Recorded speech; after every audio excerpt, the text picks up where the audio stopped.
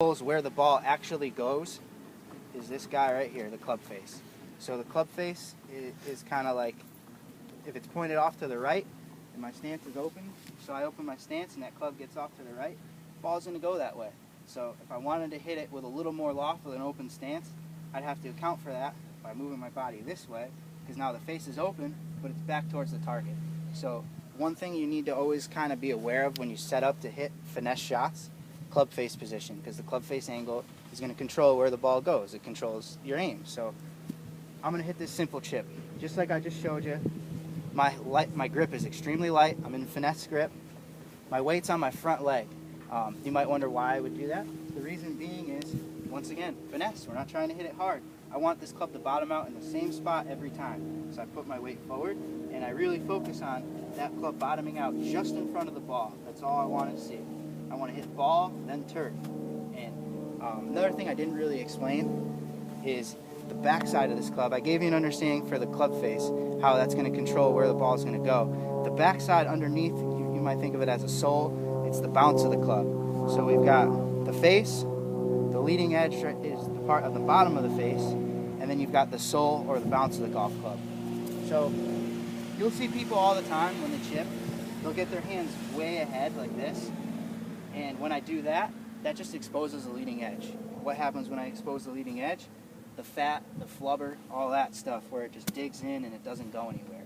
So we want the shaft to be kind of vertical, hands just slightly ahead if anything, but pretty vertical, just ahead is good. That's going to engage the bounce. To me, it's very, very important to use the bottom of your club, the bounce. What it does is allows us not to dig and to be able to follow through and just kind of give the turf just a little bruise. I like to call bruising the turf or clipping the grass, giving it a little cut without digging.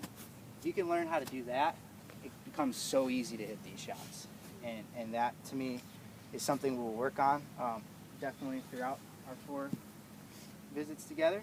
But if I can just engage the bounce, I could really just make this shot a lot easier than if my hands are forward and I dig.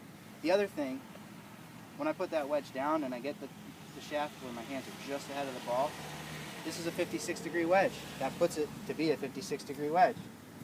Most amateurs, I see them all, hands are way up ahead, and they're trying to hit this chip using wrists and hands.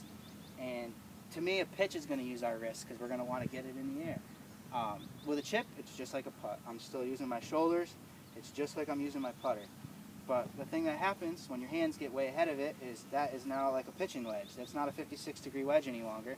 I took all the bounce off of it, and the leading edge is exposed. I'm asking for trouble. So the biggest thing for me, if you have some time to go out and practice, one of the things I suggest, just getting used to moving the wedge back and through the ball without hitting it hard or hitting it at all. Just get used to putting the face on the ball. And the more you can do that, the easier it really becomes to what is it going to do and how it's going to react. The smaller you can do that is great. Then you go a little bit bigger and a little bit bigger and a little bit bigger.